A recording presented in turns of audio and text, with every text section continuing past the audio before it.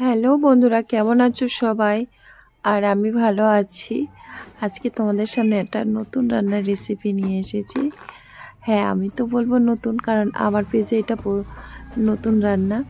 আর হয়তো অনেকেই করেছো, তো তোমরা কি কখনো খেয়ে দেখেছো মাছের মাথা মুড়িঘণ্ট ছাড়া আরেকটা অন্য কোনো ভাবে রান্না করে? তো আমি আজকে করছি মাছের মাথা দিয়ে, আলু দিয়ে আর ফুলকপি দিয়ে তরকারি। অনেক সময় হয় মুড়িঘণ্টতে অনেক বেশি অনেক কিছু দিয়ে করতে হয়, তো না থাকলে এটা। আর এই শীতকালে তো ফুলকপি ভীষণ প্রিয় সবার, তো ফুলকপিটা আমাদেরও ভীষণ প্রিয়, তাই আজকে ফুলকপি আলু আর মাছের মাথা দিয়ে তরকারি করছি। কিভাবে করছি অবশ্যই একটু দেখে নেবেন, আর দেখে ভালো লাগলে অবশ্যই একটু লাইক কমেন্টস করে জানাবেন। তো আজকে আমি রান্না করছি ফুলকপিটা দিয়ে আর মাছের মাথা দিয়ে তরকারি। মাছের মাথাটা বেশ বড় ছিল, প্রায় 6 থেকে 700 গ্রাম ওজন হবে। আর সেই মাছের মাথাটা ভেজে নিয়েছি। আর এদিকে ফুলকপি আলু সবই ভেজে নেব, ভেজে রেখে নেব।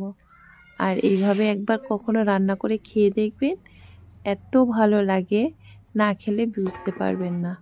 যারা খেয়েছেন তারা তো অবশ্যই জানাবেন যে এরকমভাবে রান্না করে খাওয়া যায়। আর হ্যাঁ, আমি এক হাতে আমার অসুবিধা আছে বন্ধুরা, যারা জানো তো জানো, আর যারা না জানো তাদের জন্য বলছি। আমার একটা হাতে অসুবিধা, তো আমি এক হাতেই সব কাজ করি। আর এই এক হাত করতে হয়তো দেখতে অসুবিধা লাগছে, কিন্তু এটা আমার অভ্যাস হয়ে গেছে, তো আর তাই জন্য আমার খুব একটা অসুবিধা হয় না। হ্যাঁ, একটু সময় লেগে যায় স্বাভাবিক ভাবার নর্মালে যে এরকমভাবে মানুষ করে, কিন্তু খুব এখন সময় লাগে না, করতে করতে একটা তাড়াতাড়ি এসেই গেছে। তো এদিকে মেয়ে আমার ভিডিও করে দিচ্ছে আর আমি এদিকে রান্না করছি।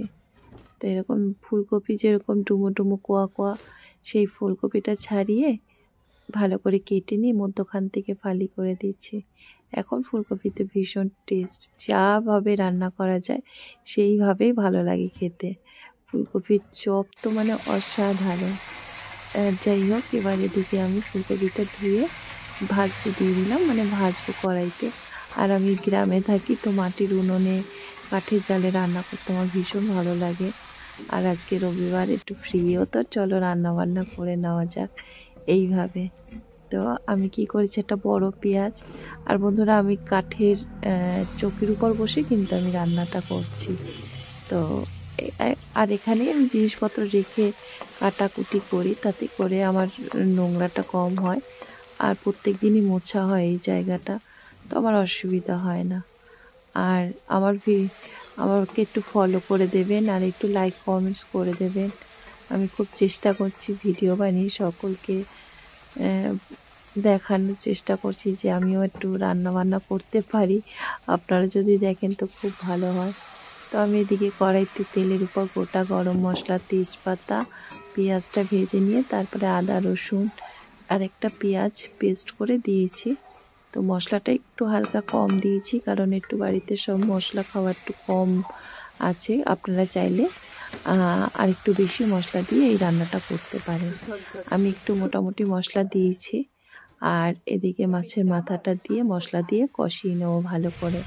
তারপরে ফুলকপি আলু দিয়ে আরেকবার ভালো করে কষিয়ে নেবো।